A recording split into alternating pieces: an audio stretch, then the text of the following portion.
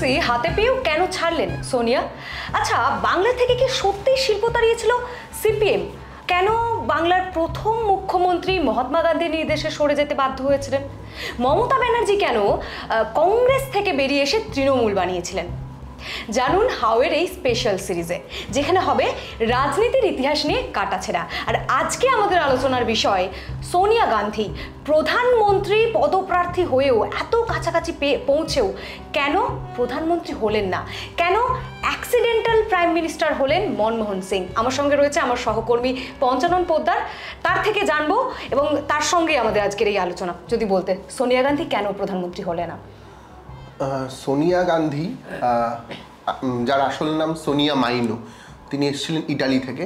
আমরা সকলেই জানি দেশের প্রাক্তন প্রধানমন্ত্রী রাজীব গান্ধীর তিনি স্ত্রী, রাহুল গান্ধীর তিনি মা, এবং এমন একটা মানুষ যিনি ভারতীয় রাজনীতিতে আসার পর মানে পলিটিক্যালি আনফিট বলা হতো তাকে, কারণ স্বাভাবিকভাবে তিনি ভারতের এই বিরাট একটা দেশ, তার মানচিত্র পর্যন্ত তিনি জানেন না, এবং বিদেশি বলে একটা খোঁচা দেওয়া হতো সব সময়, বিদেশি বলে খোঁজা দেওয়া হতো। তিনি ভারতীয় ভাষা জানতেন না, এবং শোনা যায় তিনি ভারতবর্ষে আসার 15 বছর পর তিনি ভারতের নাগরিকত্ব নিয়েছেন, তার আগে নেননি।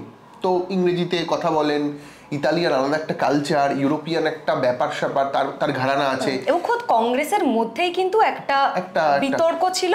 খোদ শরদ পাওয়ার তার বিরোধিতা করেছিলেন এবং বলেছিলেন যে 30 বছর হয়ে গেছেন উনি ভারতে এসেছেন, তারপরেও একটাও ভাষা তিনি শেখেননি। হ্যাঁ, সেটা তো তাও অনেকটা পরের দিকে। কিন্তু সোনিয়া মাইনো বা আজকে সোনিয়া গান্ধী, তিনি ভারতীয় রাজনীতিতে এলেন এবং এসে কংগ্রেসকে দুটো সরকার দিলেন। 10 বছর কংগ্রেসের ক্ষমতায় থাকা, এটা তো খুব একটা চারটিখানি কথা নয়। তারপরেও মানে তিনি প্রধানমন্ত্রী হলেন না, এটা খুব একটা ইম্পর্টেন্ট ব্যাপার।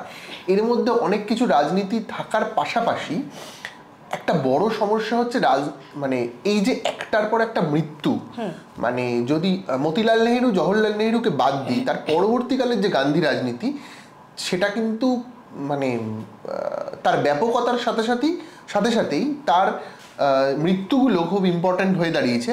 আমরা সেটার সাথে রাজনীতি যাই রিলেট করি না কেন, একটা পরিবার, সেই পরিবারে একটার পর একটা মৃত্যু, তারপরেও তারা রাজনীতিতে আছে, এটাই সবচেয়ে বড় মানে ব্যাপার আর কি। রাহুল গান্ধী মাঝে মধ্যে বিভিন্ন সাক্ষাৎকারে বলেন যে তিনি স্কুলে বসে আছেন, পড়ছেন, তার সিকিউরিটি হঠাৎ করে খবর দিল যে আপনার বাবা মারা গেছে। তার কোন একটা তিনি খেলছিলেন, তাকে খবর দেওয়া হলো তার ঠাকুমা মারা গেছেন কি, ধরো রাজীব গান্ধী যে মারা গেলেন, তার শবদেহটা পর্যন্ত হয়তো ঠিক করে দেখতে পারেননি, কারণ ছিন্ন ভিন্ন হয়ে গিয়েছিল দেহ। মারা গেছেন। তো এই যে ঘটনাগুলো, এই ঘটনাও একটা কারণ কিন্তু সোনিয়া গান্ধীর রাজনীতিতে না আসা, প্রধানমন্ত্রী না হওয়ার যে মানে ভয়টা, সেটা তো এখান থেকেই শুরু। ধরো সোনিয়া গান্ধী যখন ভারতবর্ষে প্রথম এলেন, কংগ্রেসে তখন ইন্দিরা গান্ধীর জামানা, বিরাট ব্যাপার। ইন্দিরা গান্ধীকে বলা হচ্ছে এশিয়ার মুক্তিসূর্য, একসাথে ভারতবর্ষকে ইন্টারন্যাশনাল লিডার তিনি, মানে রাশিয়ার সাহায্য নিয়ে বাংলাদেশকে স্বাধীনতা দিয়ে দিচ্ছে। তো সেই রকম একটা লিডারশিপ, তার বাড়িতে সে বৌমা হয়ে এসছে, এবং তিনি প্রথম থেকে কিন্তু ঘর সংসার সামলাতেন। এবং তিনি, শোনা যায় যে রাজীব গান্ধীকে তিনি চাননি রাজনীতিতে আসুক। রাজীব গান্ধী ভীষণ একটা এলিটিস্ট ব্যাপার, সে বিমান চালাতে ভালোবাসে, এবং তারা দুজনেই, রাজীব গান্ধী এবং সোনিয়া গান্ধী দুজনেই কেমব্রিজে পড়াশোনা করতেন।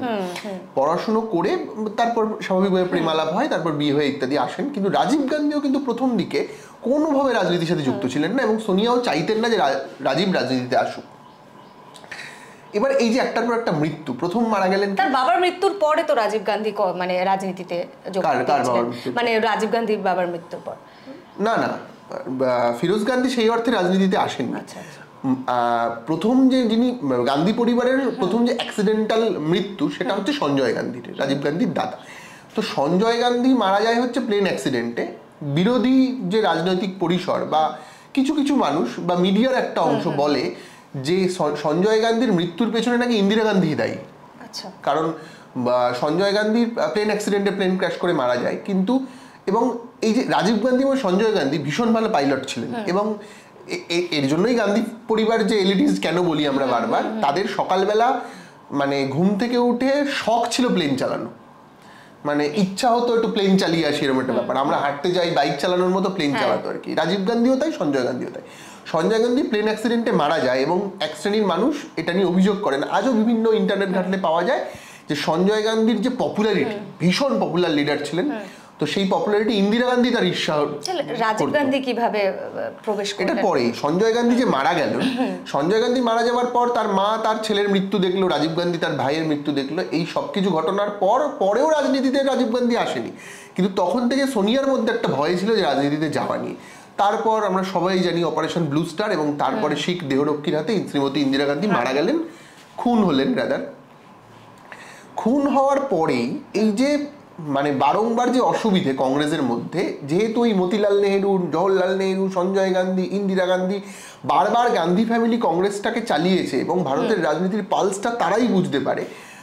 আজকের দিনে তুমি যদি দেখো তৃণমূল কংগ্রেসে মমতা বন্দ্যোপাধ্যায় যদি সরে আসেন তাহলে কি হবে? তৃণমূল কংগ্রেস প্রচুর দ্বন্দ্বে বিভক্ত হয়ে যাবে, এটা সেটা হবে। অভিষেক হয়তো কিছুটা ধরতে পারবে, যদি অভিষেক ধরতে পারেও সে কিন্তু মমতা বন্দ্যোপাধ্যায়ের পরিবারের একটা সদস্য। এবং এই যে কংগ্রেস বারবার ভেঙেছে, বারবার দুটুকরো হয়েছে, বারবার সমস্যা হয়েছে, কংগ্রেস ভেঙে একটার পর একটা দল তৈরি হয়েছে, তারপরেও কংগ্রেসের একটা বিরাট অংশ কিন্তু মনে করেছে গান্ধী পরিবার ছাড়া, গান্ধী পরিবারের কোনো মানুষ ছাড়া কংগ্রেসকে কেউ বাঁচাতে পারবে না। এবং সত্যিই তাই। আজকে রাহুল গান্ধীকে নিয়ে 10 বছর ধরে সাংবাদিক থেকে বিরোধী থেকে সবাই অভিযোগ করেছে, সেই কংগ্রেসকে কামব্যাক করালো কে? রাহুল গান্ধী। মানে তুমি যদি আজকে দেখো কংগ্রেসের যে সভাপতি হয়েছেন মল্লিকার্জুন খাড়গে, কংগ্রেসের যে তাবড় নেতা জয়রাম রমেশ থেকে তুমি যার কথাই বলো, বাংলায় অধীর চৌধুরীকে ধরো, এটা সেটা সবাইকে ধরো, কোথাও গিয়ে এই কামব্যাকের জন্য কিন্তু রাহুল গান্ধীকেই বলা হচ্ছে, এবং রাহুল গান্ধীকে কিন্তু গোটা দেশের মানুষ অ্যাকসেপ্ট করে নিচ্ছে। আমাদের যে আলোচনার বিষয় সোনিয়া গান্ধী কেন? হ্যাঁ, এবার সোনিয়া গান্ধী কেন এলো? সোনিয়া গান্ধীর মতো একটা অরাজনৈতিক মানুষ সে রাজনীতিতে এলো, তার কারণ হচ্ছে প্রথমত তো ইন্দিরা গান্ধীর মৃত্যুর পর রাজীব গান্ধী বড় কেন এলো, এটা বড় প্রশ্ন। রাজীব গান্ধী রাজনীতির লোক না, রাজনীতি মানে রাজীব গান্ধীকেও কিন্তু বলা হতো রাজনীতি তার নট কাপ অফ টি। তো তারপরেও রাজীব গান্ধীকে নিয়ে আসা হলো, সেই একইভাবে কংগ্রেসের বিরাট অংশের মানুষ মনে করলো রাজীবই পারবে কংগ্রেসকে আবার তুলে ধরতে। এবং আবার তুলে ধরতে মানে কি, একদিকে ইন্দিরা গান্ধীর মারা যাওয়ার যে আবেগ, গোটা দেশ স্তব্ধ হয়ে যাওয়া, যে বছর যে 84 সালের নির্বাচনে মমতা বন্দ্যোপাধ্যায় জিতলেন, শুধুমাত্র বলা যায় না, কিন্তু ইন্দিরা গান্ধীর মৃত্যুর আবেগে ভারতের ইতিহাসে প্রথমবার কোনো দল 400টা সিট পেয়েছিল। নেতৃত্বকে দিয়েছিল রাজীব গান্ধী, কার মারা যাওয়ার জন্য হয়েছিল সেটা ইন্দিরা গান্ধী। সেই বছরই মমতা বন্দ্যোপাধ্যায় যাদবপুরে সোমনাথ বাবুকে হারালেন। তো রাজনীতিতে এলেন রাজীব গান্ধী, এবং রাজীব গান্ধী তখন বিরাট পপুলার লিডার। রাজনীতির সেই সময়ে রাজীব গান্ধীর সান্নিধ্যে এসেছিলেন স্বয়ং প্রণব মুখোপাধ্যায়ের মতো নেতা নেতৃত্ব, এবং তিনি কংগ্রেসকে ঢেলে সাজাতে চেয়েছিলেন। শোনা যায়, আমি একটি সাক্ষাৎকারে জানতে পারি যে কমিউনিস্ট পার্টির মতো তিনি হোল টাইমার, কমিউনিস্ট পার্টি যেমন 7,000 8,000 টাকা মাইনে করা হোল টাইমার থাকে, তিনি গোটা দেশে কংগ্রেসে হোল টাইমার নিযুক্ত করেছিলেন। তো অনেক রেভলিউশন এনেছিলেন তিনি কংগ্রেস, এবং বহু কংগ্রেস বিরোধী নেতা রাজীব গান্ধীকে কিন্তু সমর্থন করেন, এখনো স্টিল না। তো রাজীব গান্ধী এলেন, রাজীব গান্ধী সবটা সামলাতে পারলেন না, রাজীব গান্ধীর এগেনস্টে বোফোর্স মামলা, বোফোর্স কেলেঙ্কারির অভিযোগ হয়, শেষ পর্যন্ত তার থেকে তিনি রেহাই পান। কিন্তু বোফোর্স বিরাট অংশের, বিশেষ করে কংগ্রেস বিরোধী শিবির, অটল বিহারী বাজপেয়ী নেতৃত্বাধীন, লালকৃষ্ণ আডবাণী নেতৃত্বাধীন একটা বিরাট অংশ কিন্তু রাজীব গান্ধীর এগেনস্টে প্রচার করলেন। বোফোর্স তার মায় কাঁটা হয়ে দাঁড়িয়েছিল। আর একটা মজার ব্যাপার আমি অ্যাড করতে চাই, এই যে রাজীব গান্ধী, তিনি কিন্তু প্রথম রাম মন্দিরের দরজা খুলেছিলেন। যে রাম মন্দির নিয়ে আজকে বিজেপি রাজনীতিটা করছে বা করলো, রাম মন্দির আন্দোলন করলো, প্রথমবারের জন্য রাম মন্দিরের দরজা কিন্তু রাহুল গান্ধী, সমস্ত ঘটনা ঘটে যাওয়ার পর রাজীব গান্ধী খুলেছিলেন। এবং রাজীব গান্ধী মারা যান। কিভাবে মারা যান আমরা সকলেই জানি। এই সময় রাহুল ছোট, প্রিয়াঙ্কা ছোট, সোনিয়া গান্ধীর তখন সম্ভবত 40-42 বছরের আশেপাশে তার বয়স। তিনি কোনোভাবেই রাজনীতিতে আর আসতে চান না। কোন সময়টা? মানে রাজীব গান্ধীর মৃত্যুর সময় 44 বছর তিনি তার ভাসুরকে মৃত্যু হতে দেখেছেন, তার শাশুড়ি মারা গেছেন পরপর, মানে খুন, অ্যাক্সিডেন্ট, প্রথমে অ্যাক্সিডেন্ট, তারপর দুটো পরপর খুন। তিনি কোনোভাবেই আর রাজনীতিতে আসতে চাইছিলেন না, এবং কেউ তাকে আনতে পারবে বলেও ভাবলেন। রাহুল আর প্রিয়াঙ্কার দায়িত্বও ছিল না। হ্যাঁ, এবং শোনা যায় রাহুলও নাকি চায়নি মা রাজনীতিতে। ঠিক আছে, তো এই ঘটনার মধ্যে দিয়ে আবার প্রয়োজনীয় হয়ে যাওয়া, মানে রাহুল, মানে গান্ধী পরিবারকে ছাড়া যে কংগ্রেসকে রিভাইভ করা যাচ্ছে না, এটা একটা সময়। এই সময় কংগ্রেস সরকার থেকে চলে গিয়েছে, কংগ্রেসের গভর্নমেন্ট পড়ে গেছে, কংগ্রেসের মধ্যে প্রচন্ড বাদানুবাদ চলছে। এনডিএ সরকার গঠন, হ্যাঁ, তখন সরকার গঠন করে ফেলেছে, বাজপেয়ী গঠন করে ফেলেছে। এই সময় সোনিয়া গান্ধীর আশা রাজনীতিতে, এবং শুধু আশা না, মানে মানে কেন তাকে আসতেই হলো। এই যে প্রণব মুখোপাধ্যায়ের মতো মানুষ যিনি রাজীব গান্ধীর ঘনিষ্ঠ ছিলেন, তিনি খুব একটা কিন্তু সোনিয়া গান্ধীকে পছন্দ করতেন না পরবর্তী সময়। মানে সোনিয়া গান্ধী ওই যে প্রণব মুখোপাধ্যায় কোনোদিন প্রধানমন্ত্রী হতে পারলেন না ইত্যাদি যা যা বলা হয়, প্রণব মুখোপাধ্যায় যতটা রাজীব ঘনিষ্ঠ ছিলেন, যতটা ইন্দিরা ঘনিষ্ঠ ছিলেন, ততটা সোনিয়ার ঘনিষ্ঠ হতে পারলেন না। আচ্ছা, সেই জন্যই কিন্তু সেই প্রণব মুখোপাধ্যায় কিন্তু চেয়েছিল সোনিয়া গান্ধী রাজনীতিতে আসুন এবং কংগ্রেসের ব্যাটনটা ধরুন। বলছিলাম তোমাকে একটু থামাচ্ছি, এই সময়টায় পার্টিকুলারলি শরদ পাওয়ার তখন তিনি কংগ্রেসে ছিলেন এবং শোনা যায় যে তিনি সোনিয়া গান্ধীর বিরোধিতা করেছেন, কারণটা কি? তিনি মানে এটা তো খুব ডিটেলে আলোচনা করার আর একটু জায়গা থাকবে।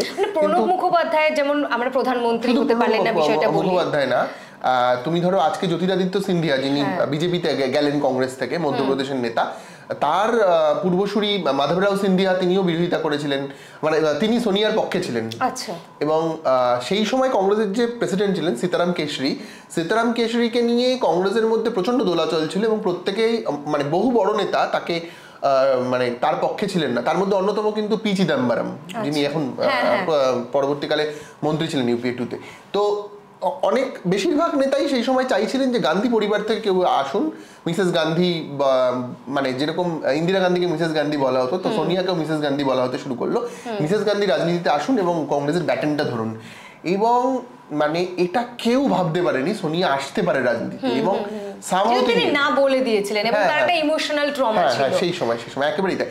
এবং আস্তে আস্তে সেই সময় মানে শরদ পাওয়ার বেরিয়ে গেলেন। শরদ পাওয়ার এই সময় কংগ্রেস ত্যাগ করেন 1999 সালে তিনি। ওই সময়টাতেই, ওই সময়, এবং পরবর্তীকালে এনসিপি তৈরি করেন। আমরা সবাই জানি কংগ্রেস বহু ভাগে বিভক্ত হয়ে যায়, কারণ প্রত্যেকেরই মত ছিল সোনিয়া বাইরে থেকে আসা একটা মেয়ে, সে বাংলা ভাষা জানে না, কথা বলতে, সরি হিন্দি, মানে ভারতীয় ভাষা জানে না, হ্যাঁ জানে না, তার ভারতের বৈচিত্র্য সংস্কৃতি নিয়ে তার কোনো নলেজ নেই, তারপরেও কি করে মানে তাকে কংগ্রেসের প্রেসিডেন্ট, কংগ্রেসের মতো একটা দল সেই সময়, মানে তখন ভারতবর্ষের কংগ্রেস জয়েন করার খুব সম্ভবত 62 দিনের মাথায় তাকে সভাপতি হওয়ার জন্য অফার করা হলো, এবং তিনি সামাও সেটাকে মেনেও নিলেন। এটা খুব অদ্ভুত ভাবেই হয়েছিল, কিন্তু তিনি মেনে নিলেন। এবং তবে ইন্টারেস্টিংলি যখন শরদ পাওয়াররা ওনার বিরোধিতা করলেন, তিনি কিন্তু মানে একটা মাস্টার স্ট্রোক বলা চলে, তিনি কিন্তু ইস্তফা দিয়ে দিলেন। এবং হ্যাঁ, তারপরে যেই মানে কার্যকরী কমিটি কংগ্রেসের যখন শরদ পাওয়ারদের মানে 6 বছরের জন্য যখন তাদেরকে মানে বাতিল করলো বলা চলে, তবেই তিনি কিন্তু ইস্তফা পত্রটা মানে আবার ফিরিয়ে নিলেন। এটা কিন্তু সত্যি মানে রাজনীতিতে সদ্য প্রবেশ করে এরকম একটা রাজনৈতিক কৌশল, মানে প্রচন্ড মানে এইটা খুব, এই যে এবার এটা আমার মনে হয়, যেটা মানে আমার মনে হয় না, অনেক লেখালেখিতেই পাওয়া যায় যে মানে সোনিয়া যতই ঘর সংসার সামলান না কেন, এই যে legacy of Nehru, legacy of Indira Gandhi তিনি পেয়েছেন। এবং ইন্দিরা গান্ধী দেখেছেন কিভাবে ইন্দিরা গান্ধী রাজীব গান্ধীরা রাজনীতিটা করেছেন, এবং মানে পুত্রবধূকে ভীষণ ভালোবাসতেন ইন্দিরা গান্ধী, নিজে পছন্দ করেছিলেন সেই ইন্দিরা, এবং তিনি নিজেও বিদেশে পড়াশোনা করেছিলেন। এই যে বিদেশে পড়তে যাওয়া, মানে বিদেশ আর ভারতবর্ষ, আজকের দিনে যেরকম কেউ বিদেশে পড়াশোনা করতে যাওয়া মানে সে হঠাৎ করে বিদেশি প্লেয়ারকে সাপোর্ট করা মানে সে ইন্টারন্যাশনাল হয়ে যায়, তখনকার দিনে এগুলো ছিল না। তখন পড়াশোনা কেউ করতে যাচ্ছে বিলেতে বা ইংল্যান্ডে বা ইউরোপের কোনো একটা দেশে, সেটা বিরাট ব্যাপার ছিল। মানুষও তাদেরকে অন্যভাবে শ্রদ্ধার জায়গায় নিয়ে যেত। জ্যোতিবাবু যেরকম ছিলেন সেরকম ইন্দিরা ছিলেন। সোনিয়া তো নিজেই বিদেশ থেকে পড়াশোনা করে, এমডিএস থেকে পড়াশোনা করেছেন, রাজীব গান্ধীও তাই। তো মানুষ এগুলোকে অ্যাকসেপ্ট করতো সেই সময়, এখনো হয়তো করে, না করলে রাহুল তো নিজে বিদেশি পড়াশোনা করেছে। তাহলে এই সংসদীয় রাজনীতিতে কিভাবে প্রবেশ সোনিয়া গান্ধীর? হ্যাঁ, এইটা খুব ইম্পর্টেন্ট। মানে সোনিয়া গান্ধীর মতো নেত্রী, আবার বলছি, বিদেশ থেকে এসে হিন্দি সবে শিখে কত দুদিন আগে ভারতবর্ষের নাগরিকত্ব পেয়ে সে জিতলেন। কাকে হারালেন? স্বয়ং সুষমা স্বরাজকে।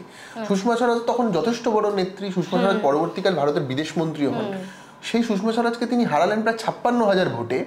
এবং সুষমা স্বরাজ অনেক কথা বলেছিলেন, মাথা কামিয়ে ফেলবো ও যদি প্রধানমন্ত্রী হয়, সাদা শাড়ি মাটিতে শোবো, অনেক কথাবার্তা বলে। সোনিয়া গান্ধী তার সংসদে যাবো না, তাকে হারালেন ভাঙা হিন্দিতে কথা বলে একটা মহিলা, যার স্বামী মারা গেছে, যার দলটা প্রায় ভগ্নদশা, আর উল্টো দিকে রয়েছে স্বয়ং অটল বিহারী বাজপেয়ী, লালকৃষ্ণ আডবাণীর মতো বড় বড় তুখোড় নেতৃত্ব, তাদেরকে তিনি হারিয়ে দিলেন।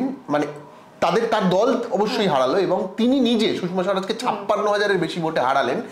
এইটা থেকেই মানুষ বুঝতে পারলো যে যোগ্য নেতৃত্ব এবং কংগ্রেসের মধ্যে যে অ্যাকসেপ্টেবিলিটি নিয়ে একটা অসুবিধা চলছিল, কংগ্রেসের মধ্যে কেউ কেউ বলছিল না হবে না, সেই হবে নার মাঝখানে এবার হবে। এটা কংগ্রেসের মধ্যেও তো একটা যে দলীয় যে নির্বাচন হয় সভাপতি পদের ক্ষেত্রে, সেখানেও তো অনেক ভোটে জিতেছিলেন। হ্যাঁ, এবং 97% ভোটে তিনি সীতারাম কেশরীকে হারালেন, মানে প্রথমবারের জন্য কংগ্রেসের প্রেসিডেন্ট হলেন এবং তিনি হারালেন। এবং তারপরটা সবাই জানা আমাদের যে আস্তে আস্তে সোনিয়া গান্ধী নিজের দিকে, গোটা কংগ্রেস আস্তে আস্তে আবার সেই গান্ধী পরিবারমুখী হয়ে গেল এবং সোনিয়া নিজেই পুরো দেশকে, কংগ্রেসকে, রাজনীতিকে পরিচালনা করতে শুরু করলেন এবং রাজনীতির যে কুটকাচালি, যে নীতি নির্ধারণ, সেগুলোতেও সোনিয়া এগিয়ে থাকলেন। এবং মজা মানে এইখানটাতে সোনিয়ার সবচেয়ে বড় হেল্পিং হ্যান্ড ছিল আহমেদ প্যাটেল, যে শেষ মুহূর্তে ইউপিএ 2ও বামফ্রন্টের বেরিয়ে যাওয়ার পরও বাঁচাতে পেরেছিলেন। সেক্ষেত্রে তখন আর প্রণব মুখোপাধ্যায়, যেটা প্রথমেই বলেছি যে প্রণব মুখোপাধ্যায় যতটা ইন্দিরা এবং রাজীবের ঘনিষ্ঠ ছিলেন ততটা সোনিয়ার ছিলেন না। তখন সোনিয়ার ঘনিষ্ঠ, সোনিয়ার একবারে ডান হাত হয়ে দাঁড়ালেন আহমেদ প্যাটেল, যেরকম একটা করে চাণক্য থাকে রাজনীতিতে, যেরকম মুকুল রায়, যেরকম অনিল বিশ্বাস, যেরকম অমিত শাহ, সেরকমই একটা চাণক্য হয়ে দাঁড়ালো কংগ্রেসে, সেটা হচ্ছে আহমেদ প্যাটেল। তো বাজপেয়ী সরকারের ভীষণ রমরমা, সেই সময় কি এমন রাজনৈতিক মানে কৌশল পার করলেন সোনিয়া গান্ধী যে 2004 সালে কংগ্রেস জিতে গেল? এক হচ্ছে বাবরি মসজিদ ভেঙে দেওয়া, তারপর তোমার সেখান থেকে রাম মন্দির তৈরি, রাম মন্দির আন্দোলন নিয়ে মানুষের মধ্যে, যেহেতু গুজরাটে দাঙ্গা, এই সব মিলিয়ে মানুষের মধ্যে একটু বিজেপি বিরোধী ঝোঁকও ছিল, এটা এক। আর দুই হচ্ছে অটল বিহারী বাজপেয়ী সামহাউ আজকের দিনে নরেন্দ্র মোদীর মতো ডিসিশন নিতেন না। মানে সেখানে যেমন অনেকটা বুদ্ধবাবুর মতো কিছুটা রাজনীতি, কিছুটা আবেগ দিয়েও ডিসিশন নিতেন অনেক। বাজপেয়ীকে এই জন্য বলা হয় ভারতবর্ষের অন্যতম যে শ্রেষ্ঠ যে প্রধানমন্ত্রীর যে তালিকা, তার মধ্যে কোথাও গিয়ে বাজপেয়ী চলে আসে, সেটা কংগ্রেসীদের কাছেও চলে আসে। এবার বাজপেয়ী সবচেয়ে বড় বিপদে পড়েছিল বাজপেয়ী গভর্নমেন্ট, সেটা হচ্ছে কার্গিল যুদ্ধ করে।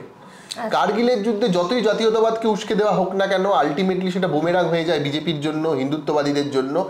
এবং সেই সময় একটা বিরাট কেলেঙ্কারি ধরা পড়ে, নজরে আসে, সেটা হচ্ছে কফিন কেলেঙ্কারি।